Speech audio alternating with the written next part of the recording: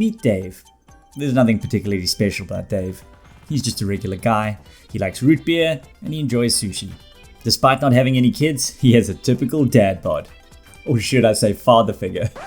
Because his figure is that of a father. Never mind. There is one thing you need to know about Dave.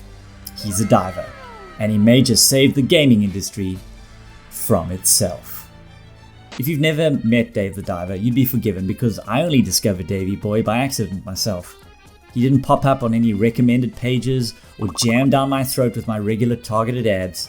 He certainly didn't feature in any overproduced hype trailer at some huge gaming convention. And of course, he wasn't part of some completely fake, paid-for influencer campaign. Those are the worst, right? Which is why I want to talk to you about snap bangles. They were all the rage 30 years ago, so they must be due for a comeback, right? So what are you waiting for? Snap into action with snap bangles. Influencer campaigns are the worst. I just happened to see a friend of mine on Steam playing the game and thought, what the heck is he playing? 2 days after its release, it was the 5th best-selling product on Steam worldwide, and within 10 days had sold over 1 million copies. It seemed Dave the Diver was due to be a worldwide sensation. Much like snap bangles, the bangle with 1,000 uses. You can snap it, you could use it like a ruler, and many others. On the surface, Dave the Diver seemed like a million other indie games, with its 8-bit pixel art style and goofy aesthetic. But much like the game itself, the real magic lies below the surface. Get it? Because it's a game about diving, but also that you shouldn't judge a character by its surface level aesthetic, given his father figure and his real character. The game is described on its Steam page as follows. Dave the Diver is a casual single-player adventure RPG featuring deep-sea exploration and fishing during the day, and sushi restaurant management at night. Join Dave and his quirky friends as they seek to uncover the secrets of the mysterious blue hole. Hardly a particularly exciting description, but what makes D the D, I shortened it to save time, which I've now wasted by explaining that. What really makes D the D special is how focused it is on the core mechanics of what makes a game fun, and in a way shows how little all the rest matters in making a standout game.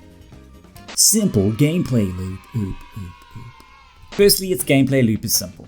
You dive to catch fish, you turn the fish into sushi. You sell the sushi to make money. Money buys you better equipment to catch more or rarer fish. It really is that simple. The game could easily be a mobile game based on how simple it is. Except where would you put the microtransactions, loot boxes, and constant adverts if it were a mobile game, am I right? That's so sad. Minigames are addictive. Often games, especially mobile games, add minigames as distractions from the core gameplay loop, simply as a means to extend gameplay or break the monotony. But what makes the minigames within D the D work so well is that they feel like they added to the overall experience rather than distracted from it. If I'm running a restaurant and now there's a minigame that has me pouring the perfect beer or cocktail under time pressure, this felt like it fitted into the gameplay perfectly. Quest variety. A role-playing game without quests is like a thing, but without the thing that makes the thing the thing. You know what I mean? It's like having a sandwich but without bread. It's kind of a shit sandwich. Not a shit sandwich like where one of the ingredients is a piece of poo, but more like the sandwich isn't very good. You know what I mean. Dave the Diver is not a shit sandwich. There's your review tagline. The side quests are both meaningful to the overall story, and they are often rare or even once-off unique gameplay experiences. Taking photographs of rare sea creatures, speedboat races from sea pirates, or even stealth missions. I'm going to stop here just to say that if you're enjoying the video so far, why not click the like button? It really does a lot to support me, help the channel, and convince the algorithm that this video is not a shit sandwich either. And if you enjoy the channel, consider subscribing. It does a lot to support me, and best of all, it's free. The best price. And now back to our scheduled program. Great humor and storytelling. I might not be the world's expert on what is funny, but D the D is funny. The cutscenes have a classic 80s action movie feel with some Tarantino-inspired flair. The visual style, character design, and narrative all work together to create a compelling story that continuously had me wanting to find out what happened next. The true mark of this for me is that it was probably the first RPG in ages where I wasn't skipping every text-based interaction or dialogue. You know, even the fact that there's no voice acting and everyone sounds like they're a character from Animal Crossing. Didn't matter. I was enjoying myself. Roguelike freshness and RPG choice. God, that's long. D the D, in my mind, blends perfectly what I love about roguelites. The freshness of a new run, in that each and every time you dive below the surface, you're never sure what you're going to encounter. Sometimes you land yourselves hundreds of dollars of rare fish, next time you nearly drown. At the same time, much like a sushi buffet, there's a ton of choice. If you want to focus on diving or exploration or upgrading your restaurant or your fish farm or managing the staff in your restaurant or which gear and weapons to upgrade or collecting all the various fish species or growing vegetables on your farm, you have so many choices that all feel part of a collective experience. So why is it important that Dave the Diver achieves success? It shows that you can legitimately buck nearly 100% of the trends within successful AAA franchises or predatory mobile games and still come out on top.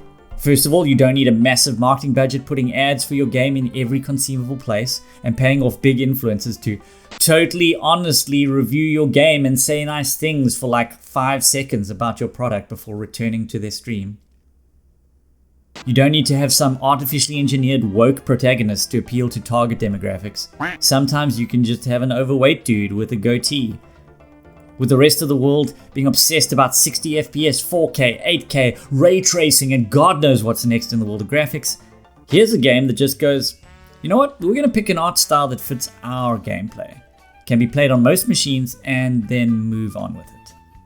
It's so refreshing to see a game that has traditional monetization tactics. You buy the game, you play the game. No pay to win, missing content that you buy later, pointless cosmetics, or paid for in-game boosts. At least for now. Things might change once they realize just how much money this franchise might generate. Don't get me wrong, if the developers decide to later put out a paid for expansion with new levels and more story, I'd be all over that. But for now, it's refreshing to just buy a game and get to play the entire game. Hopefully, Dave can be an example for the gaming industry for years to come. May it win multiple awards and accolades and make the developers boatloads of money and prove that all you need to make a good game that people love is to make a good game. Thanks again for watching. And if you'd like to check out this next video about scary trends that might ruin the gaming industry forever, click here if you dare.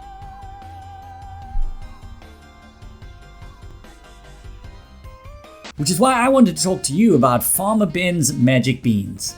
When it comes to magic beans, there's a lot of hoaxes on the internet. But out of all the magic beans I've tried, these have been the most magic.